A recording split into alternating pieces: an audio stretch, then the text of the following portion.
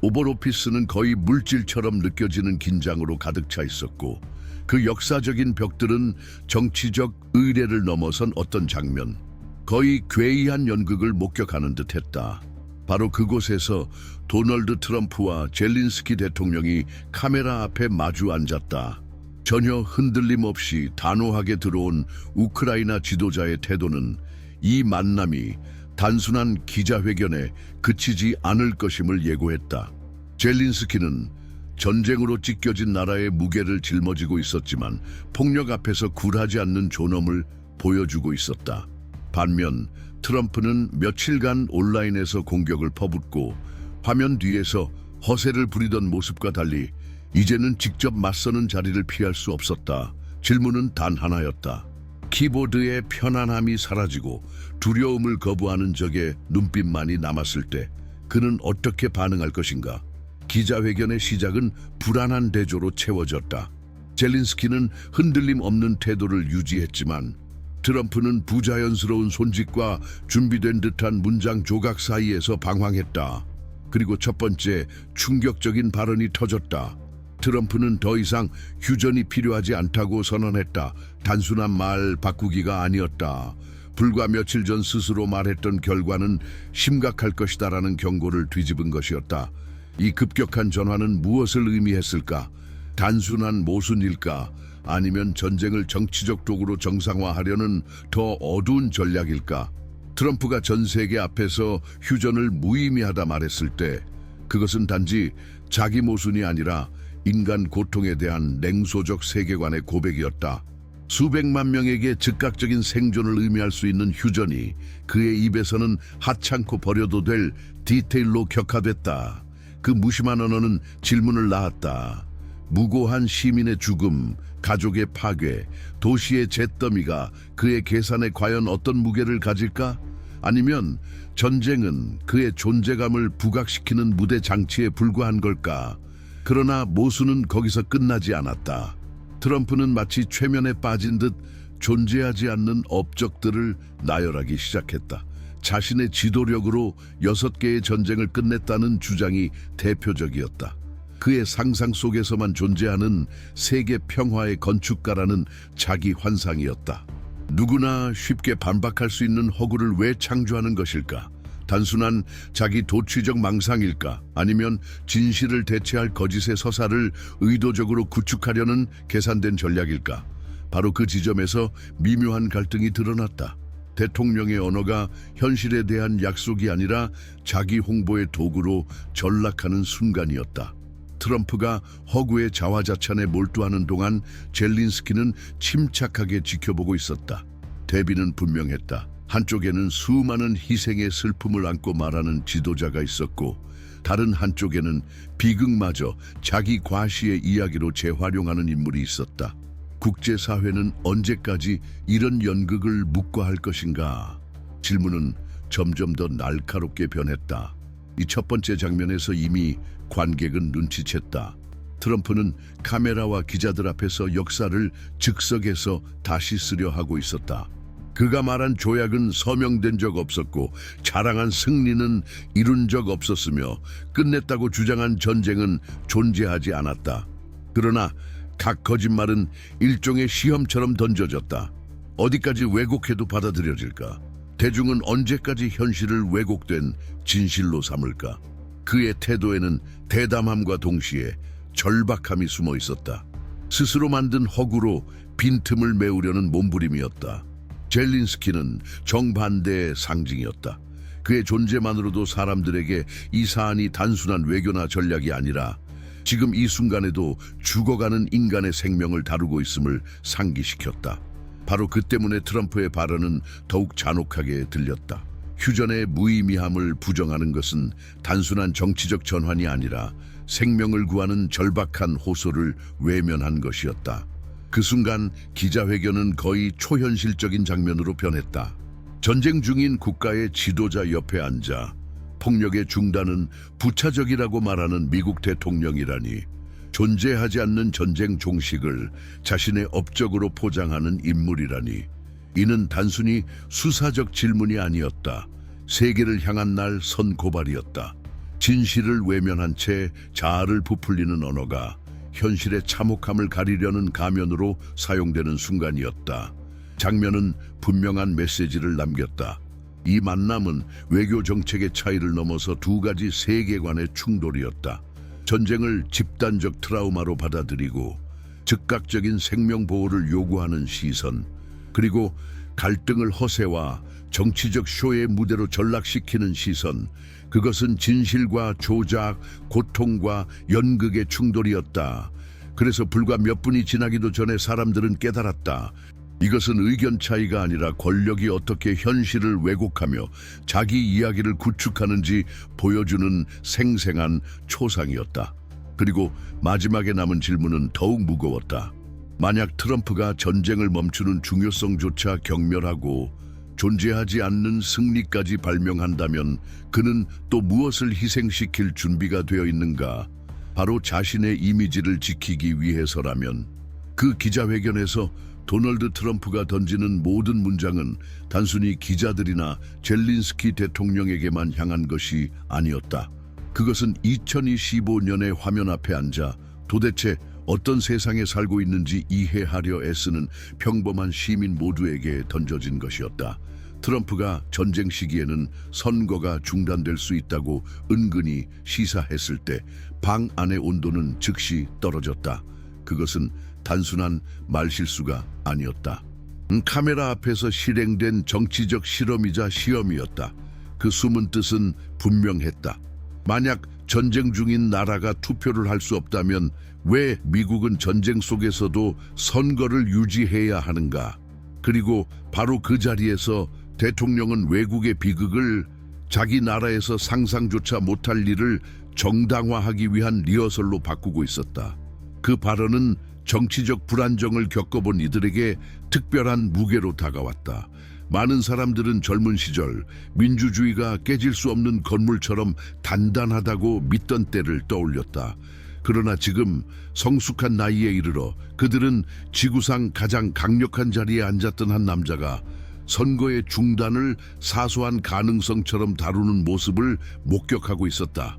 과거에는 디스토피아 소설의 한 장면처럼 보였던 일이 이제는 공식 방송에서 가식 없이 드러나고 있었다. 그 자리에 있던 50세 이상의 사람들 중 얼마나 많은 이들이 기억했을까? 조부모가 들려주던 이야기 속에서 체제는 이렇게 시작된다고 했다. 처음에는 무해해 보이는 의문으로, 그 다음에는 예외 상황의 정상화로, 그리고 끝내는 선택권의 완전한 상실로. 트럼프가 그런 수사하게 기대는 동안 젤린스키는 단호한 표정을 지켰다. 왜냐하면 우크라이나 국민에게 전쟁 중 선거가 없는 것은 선택이 아니라 헌법에 새겨진 비극적 강제이기 때문이다. 하지만 미국에서 선거 중단을 언급하는 것 자체는 다른 나라의 고통을 무시하는 것일 뿐 아니라 위험한 권위주의적 유혹을 드러내는 것이었다. 그것은 더 이상 우크라이나의 문제가 아니었다. 트럼프가 권력을 지키기 위해 미국을 어디까지 끌고 갈 수 있는가의 문제였다.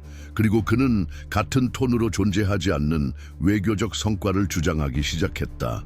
인도와 파키스탄 간의 합의, 자신이 서명한 적 없는 조약들, 결코 이루지 못한 업적들을 늘어놓았다. 역사를 아는 이들이 들었을 때 그 어느 것도 사실이 아니었다. 그러나 그 속에는 교묘한 잔혹함이 숨어 있었다. 위기와 인플레이션, 경제적 불안, 불확실한 미래에 지친 평범한 시민들에게 거짓말은 오히려 위안처럼 들릴 수 있었기 때문이다. 누군가 6개의 전쟁을 끝냈다는 말을 들으면 몸은 상처가 여전히 덧나 있음을 알면서도 잠시 마취된 듯 안도할 수 있다. 바로 그 지점이 가장 큰 위험이 아니겠는가? 진실보다 거짓이 더 편안하게 느껴질 때 40세의 한 사람을 떠올려 보라. 직장 문제, 집세와 대출, 자녀 학비 걱정으로 밤을 지새우는 이가 있다. 그는 답을 얻기 위해 텔레비전을 켠다. 그러나 그가 마주한 것은 스스로를 영웅으로 꾸며내는 대통령의 연설이다. 아마도 순간적으로는 그가 이미 해결한 적 있다면 이번에도 할 수 있겠지라는 환상 속에서 안정을 찾을지도 모른다. 하지만 권력이 그 환상을 떠받칠 때 그것은 집단적 위험으로 변한다. 존재하지 않았던 전쟁 종식을 믿는 것은 여전히 남아있는 빚을 다 갚았다고 믿는 것과 같다. 언젠가는 현실이 반드시 대가를 청구한다. 가장 불안한 순간은 트럼프가 전쟁에 대한 자신의 본질적 인식을 드러냈을 때였다. 그는 주저하지 않고 전쟁은 끝날 때 끝난다고 말했다. 언제일지는 알 수 없지만 언젠가는 끝날 것이라고. 언뜻 평범한 말 같지만 그 속에는 모순의 핵심이 담겨 있었다. 어디로 갔는가? 24시간 안에 전쟁을 끝내겠다고 장담했던 약속은 그의 존재만으로 푸틴과 젤린스키가 무기를 내려놓을 것이라던 선언은 스스로를 무적의 협상가라 부르던 인물이 이제는 통제도 날짜도 계획도 없다고 고백하고 있었다. 이는 모든 성찰적 시민에게 분명한 경고였다. 전쟁을 마케팅의 소재로 삼는 지도자가 남기는 결과는 언제나 고통의 연장일 뿐이라는 사실. 그것은 단순한 모순이 아니라 의도된 선택이었다. 트럼프는 힘을 과시하는 허세와 무력한 고백을 번갈아가며 내놓았다. 둘 다 그를 중심으로 이야기를 돌게 하는 도구였기 때문이다. 그에게 중요한 것은 일관성이 아니라 주목이었다. 그래서 지금 60세를 넘긴 많은 이들에게는 낯설지 않은 장면이 되었다. 얼마나 많은 정치인들이 청중에 따라 말을 바꾸고 자신의 과거를 다시 써내려가며 결코 약해 보이지 않으려 애써왔던가. 바로 그 악순환 속에서 신뢰는 무너져왔다. 그러나 진짜 위험은 말 속에 담긴 의미 그 자체가 아니라 은밀히 깔린 함축에 있었다. 휴전을 비웃고 선거 중단을 농담처럼 흘리고 존재하지 않는 조약을 지어내는 그 순간마다 트럼프는 젤린스키의 인내뿐 아니라 미국 국민이 한계를 구별할 수 있는 능력을 시험하고 있었다. 그리고 그 시험은 정치에 관심 있는 사람들에게만 향하지 않았다. 오늘 2025년을 살아가는 평범한 모든 사람들에게 향하고 있었다. 장바구니 물가 상승, 실직에 대한 두려움, 거리의 불안 속에 이미 짓눌린 일상 속에서 누가 거짓말 하나하나를 따져 물을 힘이 남아 있겠는가? 바로 그 지점에서 피로가 조작의 비옥한 토양이 되는 것이 아니겠는가? 그 기자회견은 마치 연극처럼 흘러갔지만 그 뒤에는 생생한 욕망이 도사리고 있었다. 국경도 생명도 제도도 존중하지 않는 권력의 욕망, 주의 깊은 시청자에게는 그것이 단순히 두 지도자의 만남이 아니라 우리 시대의 거울처럼 다가왔다. 진실이 허위 정보의 소음에 묻히지 않으려 필사적으로 싸워야 하는 시대. 그리고 바로 이 지점에서 성찰은 불가피해진다. 이 지도자들이 누구인지, 그들을 움직이는 것이 무엇인지, 젊은 시절부터 어떤 집착을 안고 살아왔는지를 아는 것이 현재를 해석하는 열쇠일 수 있다. 그렇기 때문에 도널드 트럼프와 시진핑 같은 인물들의 전기를 아는 것은 단순한 역사적 호기심이 아니다. 그것은 오늘의 지정학적 판도를 이해하기 위한 필수 도구다. 그들의 성격, 전략, 출발점의 모순들이 오늘날 세상이 왜 끝없는 불안정 속에 놓여 있는지를 설명해준다. 만약 당신이 헤드라인을 넘어 더 깊이 보고자 한다면 이 특별한 애북은 그들의 삶을 세밀하게 조명한다. 그들의 과거의 작은 디테일 하나하나가 어떻게 오늘의 결정을 통해 현재를 만들어내는지 보여준다. 이 자료는 고정 댓글에서 확인할 수 있다. 새로운 발언이 나올 때마다 기자회견은 정치적 행사라기보다 모순의 무대로 변해갔다. 바로 그때 도널드 트럼프는 한 가지 세부 사항을 꺼냈다. 그는 자연스럽게 블라디미르 푸틴이 젤린스키와의 만남 직후 자신의 전화를 기다리고 있다고 말했다. 그 문장은 마치 사소한 약속을 언급하는 듯 흘러나왔지만 실상은 파괴적인 무게를 지니고 있었다. 전 세계 앞에서 한 독재자가 자신의 말을 기다리고 있다고 인정한다는 것은 무슨 의미인가? 수천 명의 목숨을 앗아가는 전쟁이 두 사람의 사적인 대화로 움직일 수 있다는 암시가 아니겠는가? 그 이미지는 지우기 어려웠다. 모스크바에서 울리는 전화, 닫힌 방, 오벌 오피스 안에서 트럼프가 보고할 이야기를 들으려 대기하는 러시아 지도자의 모습. 그것은 몇 달간의 협상 끝에 이루어지는 외교가 아니었다. 훨씬 어두운 그림자였다. 한 나라의 운명이 개인적 거래처럼 취급될 수 있다는 발상. 이 장면을 지켜본 시민들 중 얼마나 많은 이들이 스스로에게 물었을까? 국제 정치가 전쟁을 개인적 무대로 여기는 지도자들의 허영심에 의해 어디까지 납치될 수 있는가? 장면은 곧 더 불길해졌다. 트럼프는 주저하지 않고 미국에서 우편 투표를 없애야 한다고 주장했다. 단순한 투표 방식의 세부 문제가 아니었다. 야당을 약화시키고 권력을 한 정당에 집중시키려는 전략의 폭로였다. 그는 우편 투표를 없애면 민주당은 사라질 것이라고 기우 이야기하듯 가볍게 말했다. 어떻게 이런 발언에 대응해야 한단 말인가? 이제는 의혹이나 외부의 고발이 아니었다. 대통령 스스로가 선거 규칙을 바꿔 결과를 조작하려 한다고 공개적으로 인정한 것이었다. 연로한 시청자들의 기억 속에는 오래된 장면들이 되살아났을 것이다. 선거날 가족들과 나눴던 대화, 학교가 투표소로 바뀌던 풍경, 한 표 한 표가 민중의 목소리로 집계되던 감각, 지금 50세나 60세가 된 이들 중 얼마나 많은 이들이 첫 투표날 역사를 쓰고 있다는 감정을 안고 기표소에 들어갔던 순간을 기억했을까? 그런데 이제 한 지도자가 그 권리를 당리당략을 위해 산산이 부셔도 된다고 말하는 것을 듣는 것은 단순한 분노를 넘어 두려움을 자아냈다. 민주주의의 심장을 흔든다면 과연 무엇이 남을 수 있을까? 트럼프는 멈추지 않았다. 그는 공화당이 반드시 우편 투표와의 전투에서 앞장서야 한다고 강조했다. 이를 뒷받침하기 위해 거짓 수치를 내세우며 미국이 세계에서 유일하게 이 제도를 사용하는 나라라고 주장했다. 그러나 실제로는 30개가 넘는 나라들이 유사한 제도를 채택하고 있다. 노골적인 거짓말이었다. 하지만 그보다 더 교묘한 것은 수백만 명의 시민들에게 의심과 불신을 심으려는 시도였다. 투표에 대한 신뢰가 무너질 때 사회 자체의 기초도 무너진다. 국민이 자신의 선택이 무의미하다고 믿게 되면 무엇이 남겠는가? 그것이 바로 권위주의 정부가 영속화되는 길을 여는 것이 아니겠는가? 그리고 아무도 무시할 수 없는 전환점이 찾아왔다. 트럼프는 투표 이야기에서 멈추지 않았다. 그는 연방군을 민주당이 통치하는 도시들에 보내 통제할 수 있다고 시사했다. 그 발언은 독이 서려 있었다. 국가의 군대를 정치적 위협의 도구로 만드는 것. 2025년의 오늘날 단지 다른 정당을 지지했다는 이유로 군인들이 거리를 활보하는 모습을 어떻게 상상할 수 있단 말인가? 그것은 탱크가 투표함을 대신하는 체제를 연상케 했지만 세계 최강국의 전직 대통령 입에서 흘러나왔다. 이 순간 많은 이들이, 특히 40세에서 60세 사이의 사람들은 개인적 충격을 느꼈다. 어떻게 이 말을 자신의 인생 경험과 분리할 수 있겠는가? 미국 민주주의가 굳건하고 모범적이라고 믿었던 순간들과 어찌 연결하지 않을 수 있겠는가? 경제적 불안 속에서 성인으로 성장한 자녀들을 바라보는 부모들은 스스로에게 물었다.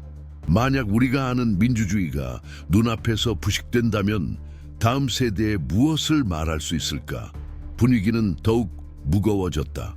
트럼프가 전쟁을 신속히 끝낼 수 있느냐는 질문을 받았을 때 그는 젤린스키가 러시아에 빼앗긴 영토를 양도하면 된다고 대답했다. 백악관 한복판에서 울려 퍼진 이 제안은 매일 폭격과 죽음을 견뎌내는 국민에게는 모욕이었다. 그리고 이 제안은 단순히 우크라이나의 문제가 아니었다. 그것은 트럼프의 사고방식을 드러냈다. 항복으로 문제를 해결하고 경계를 서류 한 장으로 지우며 힘 있는 자가 원하는 것을 빼앗을 권리가 있다는 논리였다. 이 순간 젤린스키는 현실의 무게로 응답했다. 그는 최근의 공격 부상자, 겨우 1살 반 된 아이의 죽음을 언급했다. 그의 발언에는 전략적 계산이 없었다. 오직 매일 겪는 비극의 무게만이 담겨 있었다. 그의 말이 이어질수록 모든 시청자에게 분명해졌다. 이 충돌은 단순히 정치적 대립이 아니라 존재의 문제였다. 한쪽에는 민족을 지켜내려는 진짜 고통이 있었고 다른 한쪽에는 영토와 생명을 협상 카드로 줄이는 냉혹함이 있었다. 이 대립은 더 큰 딜레마를 드러냈다. 편이라는 이름으로 지도자들이 인간의 생명을 상대화할 때 국제 정치는 어디까지 버틸 수 있는가? 권리가 중단되고 투표가 지워지고 영토가 넘겨져도 된다고 들을 때 사회는 어디까지 이를 견딜 수 있는가? 그리고 우리가 그런 발언들을 적절한 반응 없이 받아들인다면 언젠가 돌이킬 수 없는 부식 과정의 공범이 되지 않겠는가? 기자회견은 이런 불편한 질문들, 모순들, 위협이 가득한 발언들 속에서 이어졌다. 집에서든 카페에서든 사무실에서든 지켜보는 이들은 알 수 있었다. 이것은 단순한 국제 정치가 아니었다. 민주주의의 미래, 제도의 힘, 그리고 근본적인 진실이 공격받을 때 우리가 얼마나 대응할 수 있는가의 문제였다. 그러므로 지금 그 어느 때보다 필요한 것은 단순히 지켜보는 것이 아니라 행동하는 것이다. 여기까지 시청했다는 것은 당신이 각 단어, 각 몸짓, 각 위협을 진지하게 성찰한다는 증거다. 이 논의가 당신에게서 멈추지 않도록 하라. 채널을 구독하고 이 영상을 좋아요 누르고 당신의 생각을 나눠라. 목소리가 모여야만 우리는 커져가는 조작의 그림자에 맞서 싸우고 민주주의가 여전히 지켜야 할 가치임을 분명히 선언할 수 있다. 각 문장이 그의 입에서 나올 때마다 트럼프는 자신이 선거의 무결성을 지키는 수호자라고 믿는 듯했다. 그러나 주에 깊게 바라보면 모순이 뚜렷했다. 누군가가 민주주의를 옹호하면서 그 핵심 참여 수단 중 하나를 없애겠다고 주장할 수 있을까?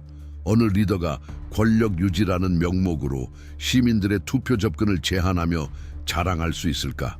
그리고 한 사회가 부정이라는 단어를 끊임없이 반복하면서 권리를 침식하는 것을 얼마나 오래 용인할 수 있을까? 그 옆에서 젤렌스키는 침착하게 모든 상황을 계산하듯 서 있었다. 즉시 반박하지는 않았지만 그의 표정은 당혹감을 드러냈다. 매일 피를 흘리는 나라의 지도자로서 주최자가 자국 시민들의 투표를 공격하는데 더 많은 시간을 쓰고 무고한 생명을 구하는 전략을 논의하는 데는 거의 시간을 쓰지 않는 것을 보는 것은 충격적이었다. 명확한 해석은 하나였다. 트럼프에게 권력 유지가 인간의 고통을 멈추는 긴급성보다 우선이었다는 것.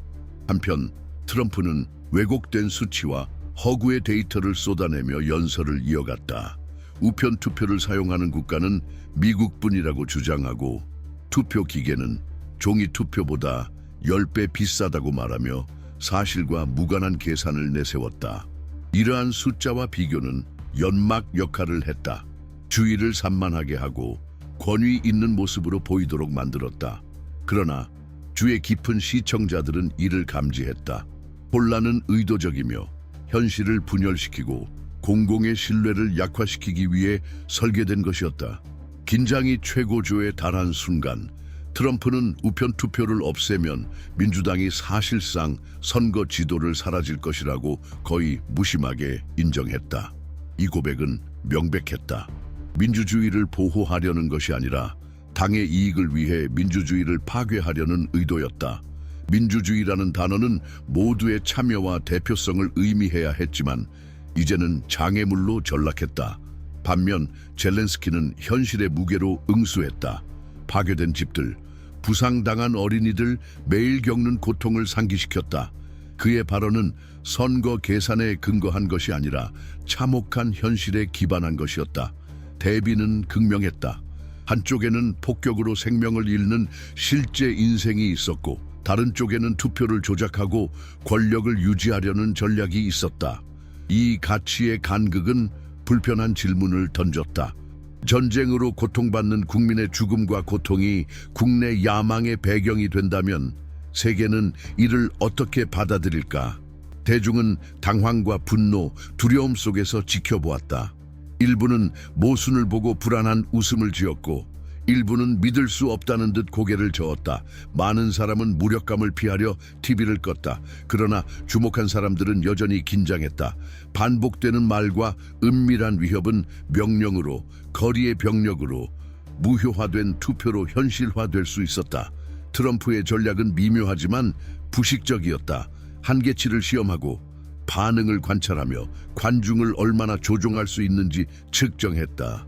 각 일시정지와 재개는 실시간 실험과 같았다. 관찰자들에게 던져진 질문은 불편했다.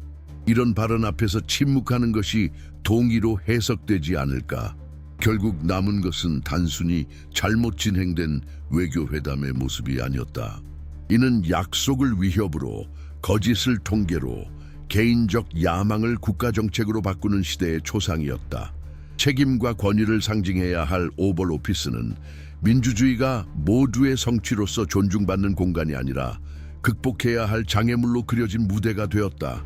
전 세계 관중은 불편한 느낌과 함께 깨달았다. 미래는 원칙이 아닌 계산된 편의에 따라 설계되고 있다는 사실을. 가장 날카로운 질문들이 마침내 던져졌을 때 현장은 이미 긴장과 피로로 가득 차 있었다. 더 이상 예의 범절이 설 자리는 없었고 기자회견은 곧 혼돈 속으로 흩어질 듯했다. 바로 그 순간 미국 국영 언론과 특히 트럼프주의를 반영하는 역할을 해온 방송사 기자들이 젤렌스키를 향해 질문을 던지기로 했다. 지속적인 공격을 받는 국민의 저항을 인정하기보다는 우크라이나 대통령에게 던져진 질문은 그의 투쟁을 냉혹한 선택으로 축소했다. 병사를 죽음으로 보내거나 자신의 나라에 속한 국경을 재편성하는 것을 받아들이는 것. 젤렌스키는 위축되지 않았다. 그의 목소리에는 피로가 배어 있었지만 단호함도 느껴졌다. 그는 부상자들, 매몰된 민간인들, 그날 아침 폭격으로 목숨을 잃은 겨우 1살 반 된 어린아이까지 언급했다.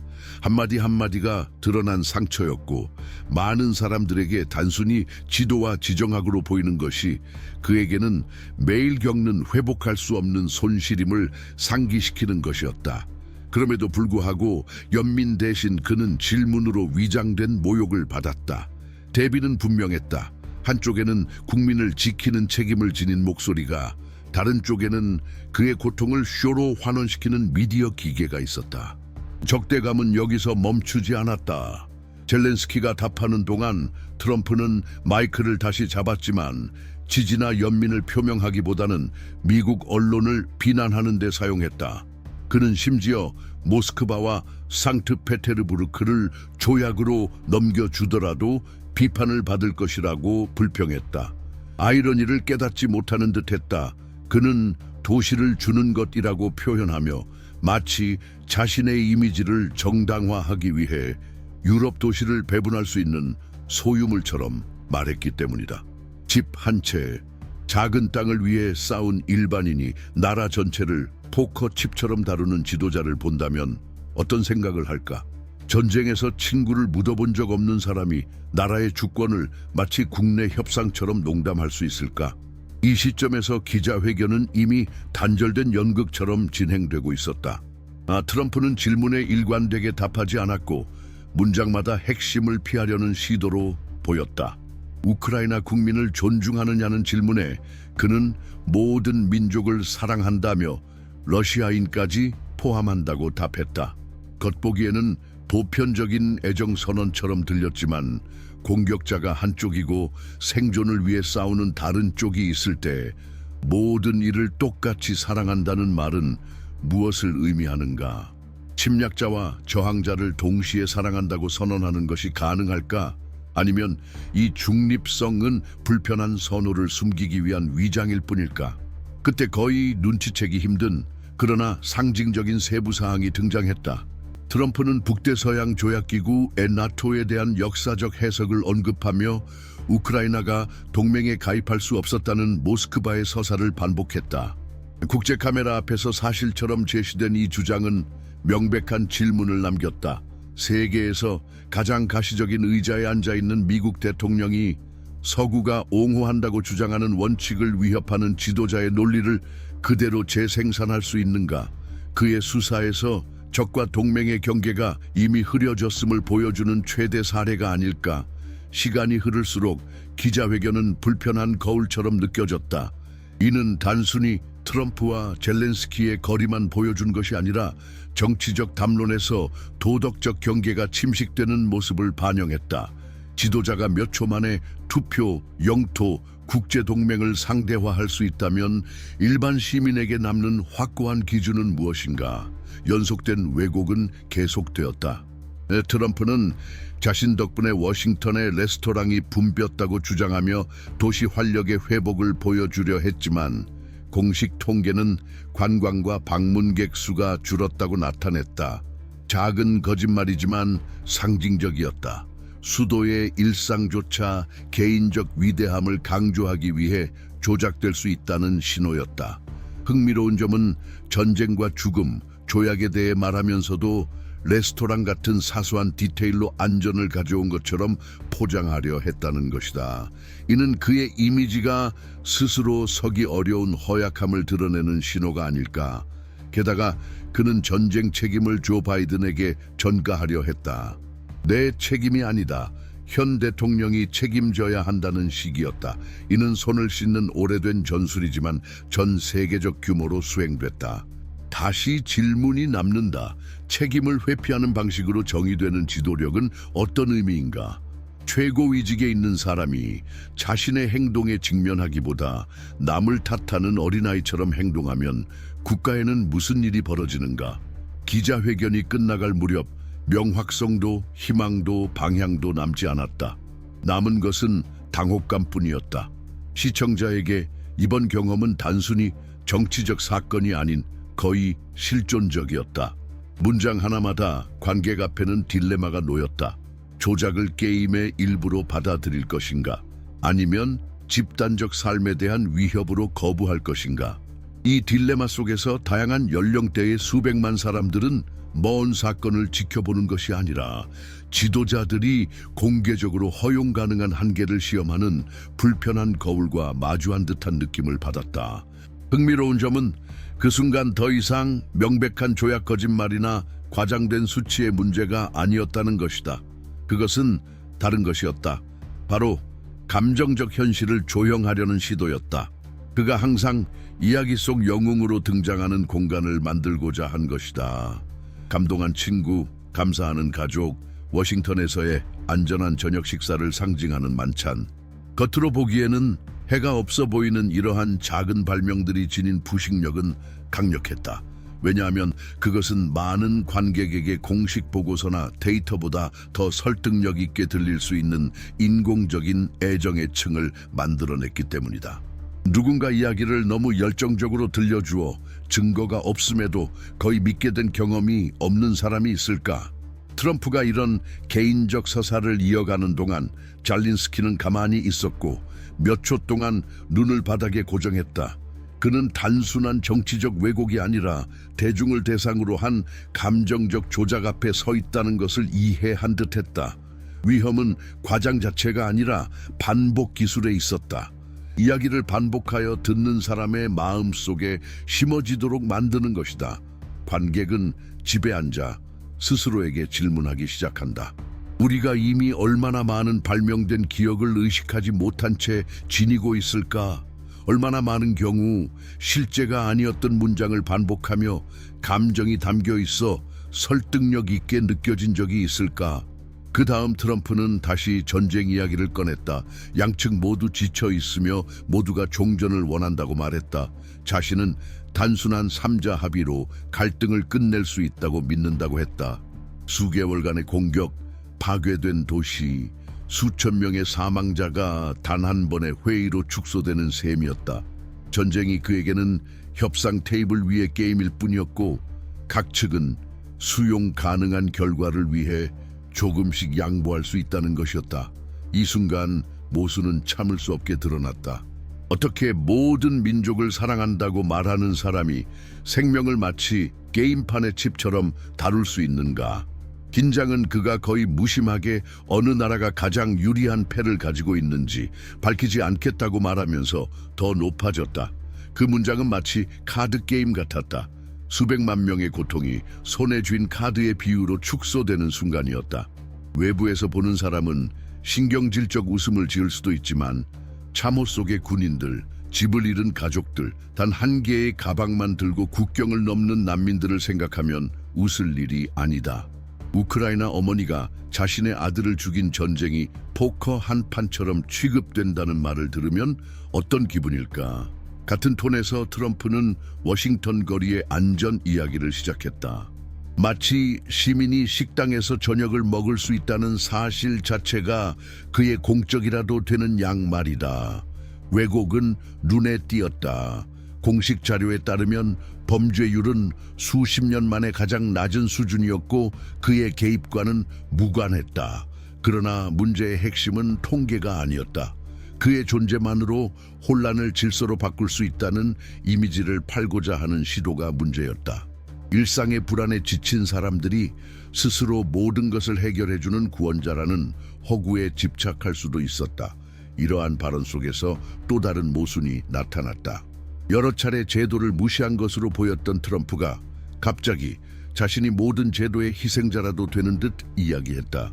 언론이 자신을 미워한다고 자신의 업적조차 인정하지 않을 것이라고 말했다. 늘 순교자처럼 부당하게 괴롭힘을 받는 인물처럼 자신을 설정했다. 이런 내러티브 기법은 오래된 방식이지만 여전히 효과적이다.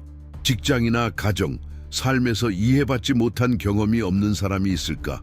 끊임없는 피해자 이미지를 통해 트럼프는 집단적 상처, 즉 인정을 받고 싶고 가치 있게 여겨지고 싶으며 목소리를 듣고 싶어 하는 욕망을 자극했다. 위험은 바로 여기 있었다.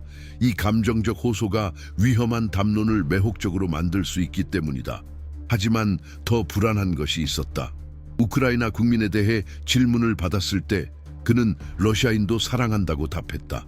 외교적 제스처가 아니라 공격자와 피격자를 동일한 위치에 두려는 시도였다. 겉으로는 중립처럼 보였지만 사실은 선택이었다. 모든 사람을 동일하게 대함으로써 책임을 지우지 않았고 책임을 지우지 않음으로써 공격자를 정당화했다. 역사 속 얼마나 많은 분쟁이 지도자가 정의의 편을 드는 대신 허위 균형을 택했기 때문에 길어졌을까? 이 연속된 사건의 끝에 불편한 감각이 남았다. 이 사건은 단순히 트럼프나 잘린스키만의 문제가 아니었다. 정치가 연극이 되고 지도자가 비극을 마치 마케팅 수단처럼 다루도록 허용될 때 어떤 일이 일어나는지를 보여주었다. 남은 질문은 단순했다. 언제까지 우리는 현실 대신 무대를 받아들일 것인가? 이 영상을 마무리하는 일은 결코 쉽지 않습니다. 드러난 진실들이 여전히 우리 앞에서 피를 흘리고 있기 때문입니다. 그럼에도 불구하고 침묵시킬 수 없는 것이 있습니다. 반응할 수 있는 힘은 정치 지도자나 군대의 전열에만 국한되지 않는다는 사실입니다. 그것은 또한 우리의 기억 속, 세심한 분석 속 반복되는 거짓이 진실로 둔갑하는 것을 허락하지 않는 결단 속에서 맥동합니다. 오늘 우리가 이 기자회견의 무게를 느꼈다면 그 감각이 사라지지 않고 오히려 답변을 요구하고 책임을 촉구하며 진실의 가치를 지키는 힘으로 바뀌길 바랍니다. 바로 이 지점에서 이러한 지도자들의 여정을 이해하는 것이 필수적이 됩니다. 그들은 누구인가? 어떤 길을 걸어왔는가? 어떤 결정들이 그들의 삶을 형성하여 수백만 명의 운명에 영향을 미치도록 만들었는가? 단순히 일간 헤드라인을 소비하는 것만으로는 충분하지 않습니다. 도널드 트럼프와 시진핑과 같은 인물들이 어떻게 세계 무대의 중심에 서게 되었는지를 설명하는 기원, 야망, 전략, 모순에 깊이 파고들어야 합니다.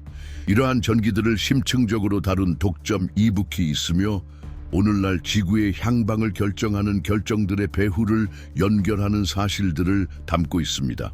해당 자료는 고정 댓글에서 확인할 수 있습니다. 그러므로 이 성찰이 당신에게 울림을 주었다면 채널을 구독하고 댓글을 남기며 이 영상을 좋아요 눌러주세요. 여기서의 당신의 존재는 단순한 응원이 아니라 왜곡의 시대 속에서도 명료함을 추구하는 집단적 노력의 일부입니다. 시간을 내어 이 대화에 관심을 기울여 주셔서 감사합니다. 다음 영상에서 다시 뵙겠습니다. 그때까지 호기심과 저항의 불꽃이 우리 각자 안에서 계속 타오르기를 바랍니다.